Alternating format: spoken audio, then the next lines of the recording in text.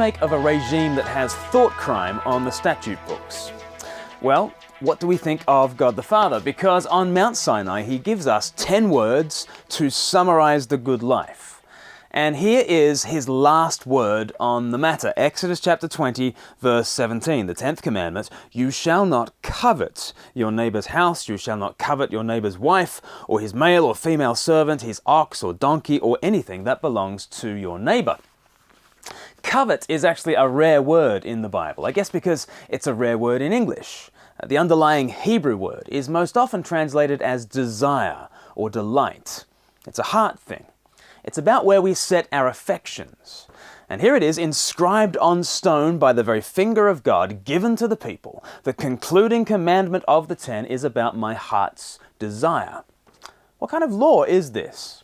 How do you legislate desires? How do you enforce delight? Actually, we're meant to feel the oddity of this. The law has been pointing to this issue all along. The first and last words are bookends to show us the nature of God's good life and our inability to fulfill it. Commandment number 1, thou shalt have no other gods before God's presence. Commandment number 10, thou shalt not covet.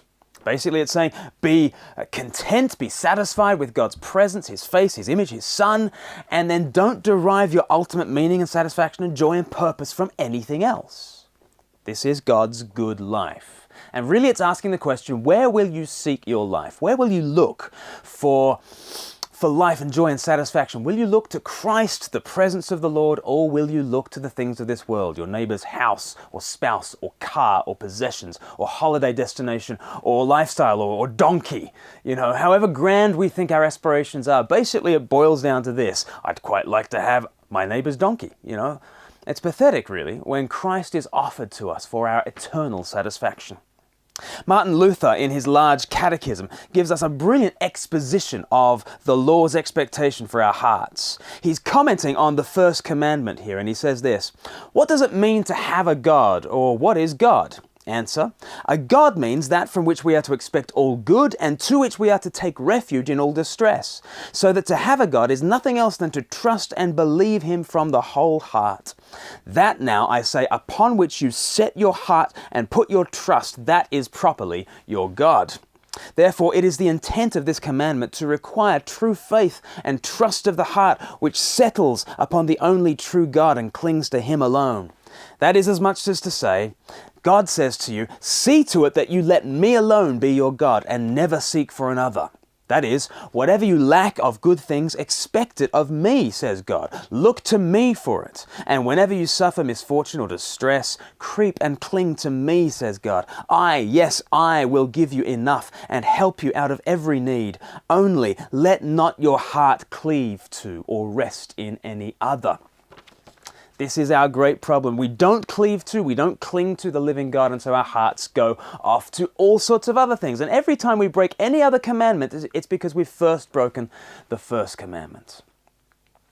The commandments are about these attitudes of the heart. And even when you get to things like do not murder or do not kill, well, Matthew chapter 5 tells us, Jesus tells us, that is more deeply about the anger and the lust of the heart. The law is about the heart.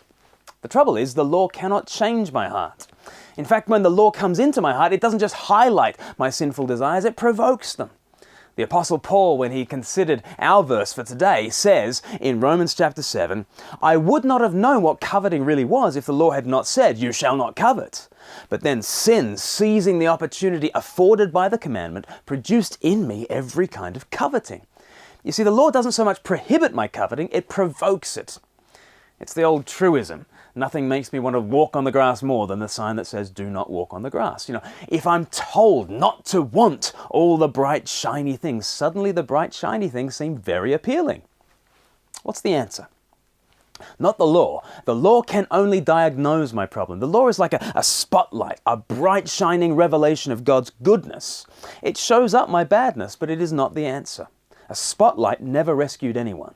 A spotlight only reveals the need for rescue. The gospel is the rescue rope. The gospel is the good news of Jesus Christ coming down from heaven. He is the very embodiment of the good life. He is the true man after God's own heart. He is utterly devoted to the Father, filled with the zealous, jealous love of the Spirit. Nothing distracts him from glorifying his Father, and so he sets his face resolutely for Jerusalem.